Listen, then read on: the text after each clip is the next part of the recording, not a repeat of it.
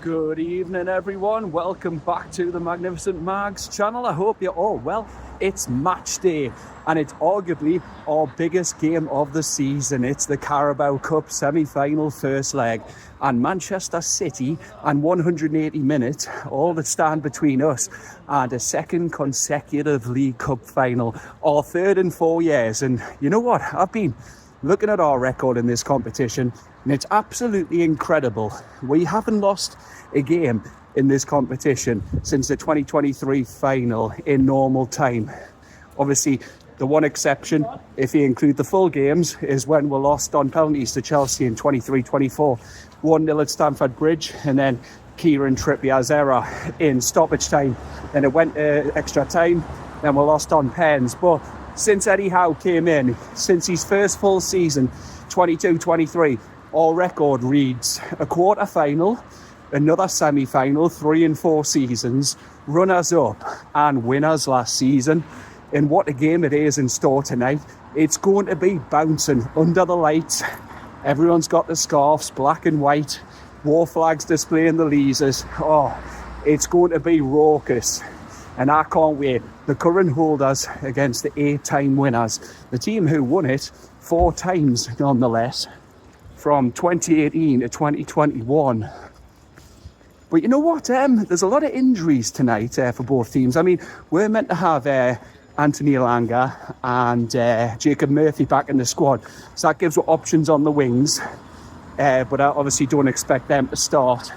And then with 6 other injuries, Will Asula, Jamal Lascelles, Emil Kraft, Dan Burn, Fabian Schär, Tino Livramento. You go to ManCity, they've got injuries themselves. Ryan Aït-Nouri is a late decision because he missed his connecting flight back from AFCON.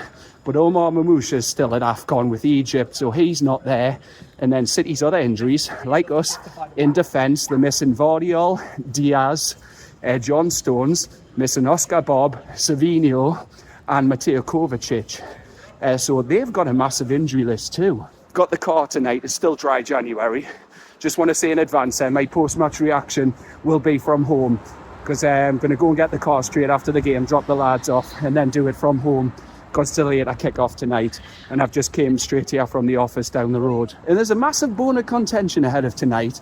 One is where the fixture is being played first and second leg, and the second one is Antoine Semenyo. Now, I'll get onto the Semenyo one first. Semenyo, obviously, he's just moved there after scoring, going out in a high, good attitude.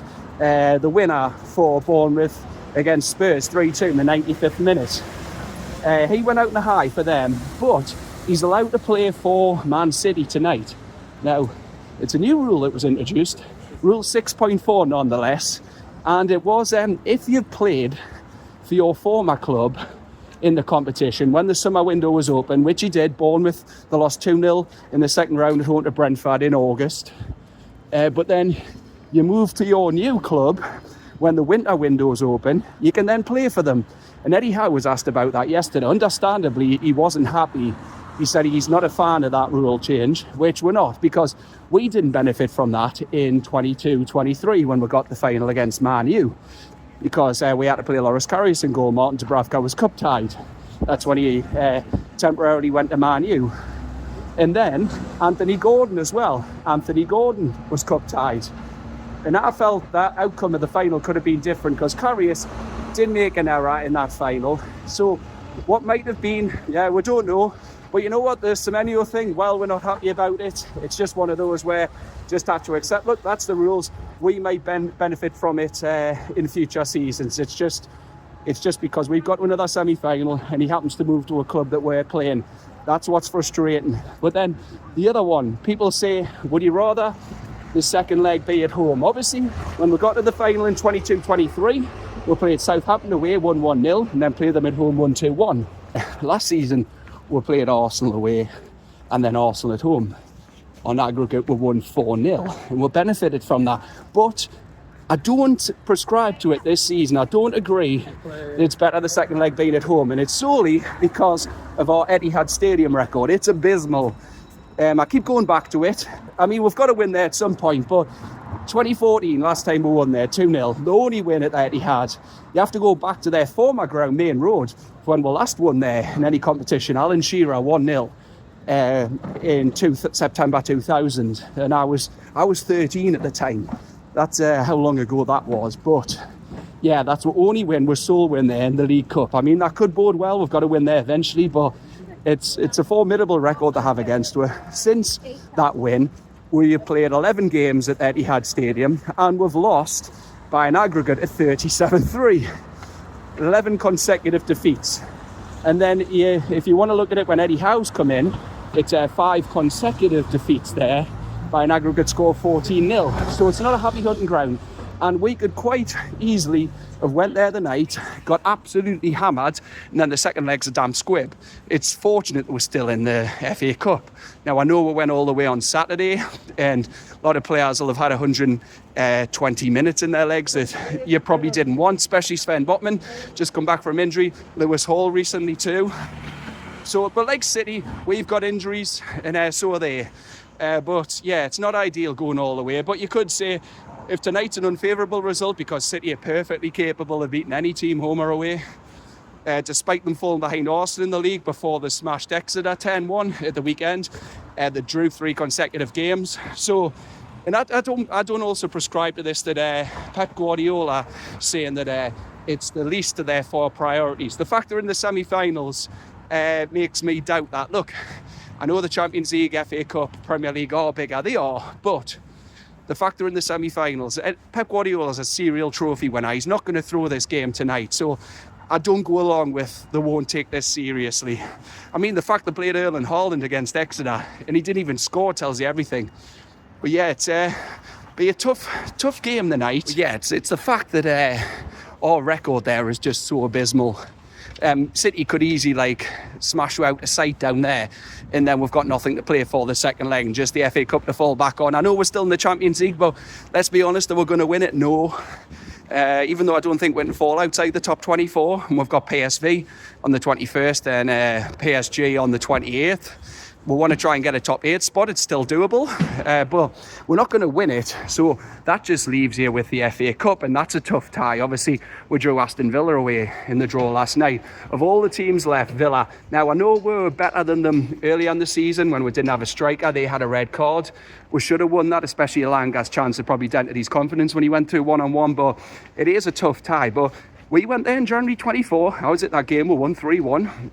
Went and lost at home in 11 months. So, yeah, it's not impossible, but would we prefer a better tie? Of course we would. It's on the weekend of the 14th or 15th of January, that one. And it's a relentless schedule coming up. But yeah, even tonight though, even if we win, City are perfectly capable of overturning its second leg. You might think I'm mad, but I've predicted 2-0 Newcastle. I think the adrenaline and the momentum from winning 4 games in a row, if you want to include a penalty shootout win, they'll carry us through tonight. The crowd, they'll be right behind them. We're going to be behind the lads. The need we're more than ever tonight against a tough opponent. So yeah, it's the 8-time winners who won it 4 times in a row. So I think that can get them through tonight. But yeah, anything but a win tonight is pretty daunting going there. If we're not leading, if we're drawing or we're losing, it's going to be a tough ask getting anything at Etihad. I know we'll have to win there eventually, but ideally I want we to be win the night. So I'm going to predict Johan Wissel score, and Bruno as well, as Bruno also steps up in these games. So my lineup for the night, I posted earlier, but this is what I play now. I know Voldemort did well on Saturday in the 4-2-3-1, but Eddie Howe will revert tonight because he said so much after the game that we're far too open against Bournemouth. And Voldemort played well, lovely assist with the outside of his foot to set Barnes through for the opening goal in front of us. It was excellent, but I do expect the team to be tonight 4-3-3. Nick Pope, Miley will play right back. Now I'm not saying he's rapid, but it was painful watching Trippier, a player of that quality. He's never had pace, but seeing him get outstripped the way he did on Saturday by David Brooks for the second goal, it was painful. So Miley, with his youth, his legs, and he's got a bit more pace than him, and he's also an intelligent player for his age. I think he'll come in at right back to try and deal with the deadly Doku, because Doku destroyed Connor Bradley when they played Liverpool recently. So Miley's got a tough task on his hands, but he's capable of dealing with him. So beat City here in November. Then the rest of the team, it picks itself really, the midfield, the wingers and the defence. Malik Chow, Sven Botman, Lewis Hall. Midfield, Bruno Tonali, Joe Linton. Wingers, now Murphy and Elanga said have just coming back, so I'm not expecting them to start. And Eddie Howe said so much when he was challenged in his press conference that Gordon doesn't like playing on the right.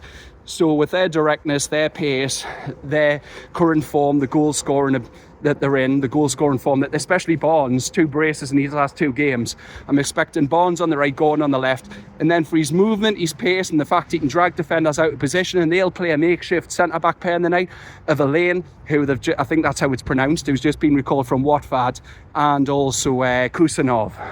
So, yeah, I think Wissa's movement will cause them any amount of issues tonight, so Wissa has to start. And then we'll have options off the bench like Elanga, like Ramsey, like Murphy, like Voltemada. But yeah, some other poor, bad news, you could say. Obviously, I'm not saying Villa's probably in the middle. It's not an impossible tie, but it's one we can win. But then you've got Tino Livramento.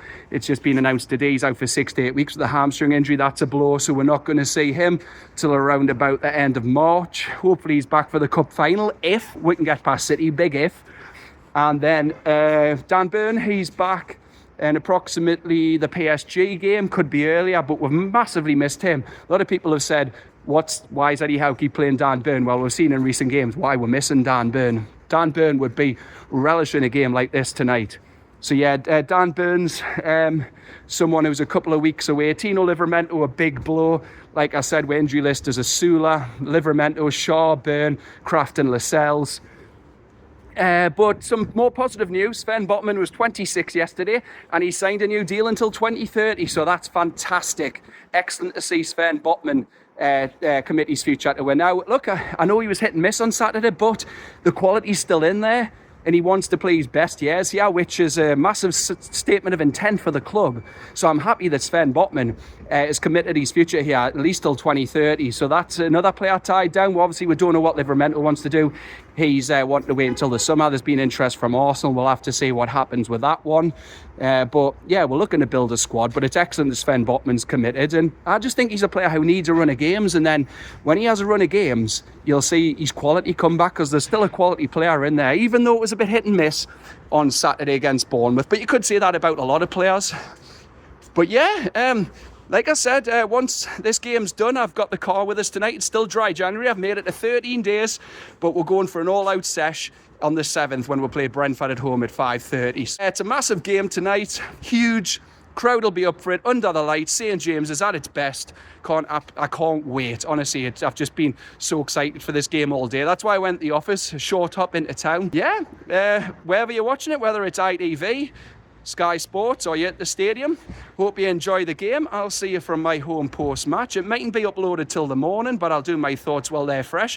But for now, thank you so much for watching, and however, lads, let's hope we win tonight. We need a lead to take to the Etihad. So, bye-bye for now.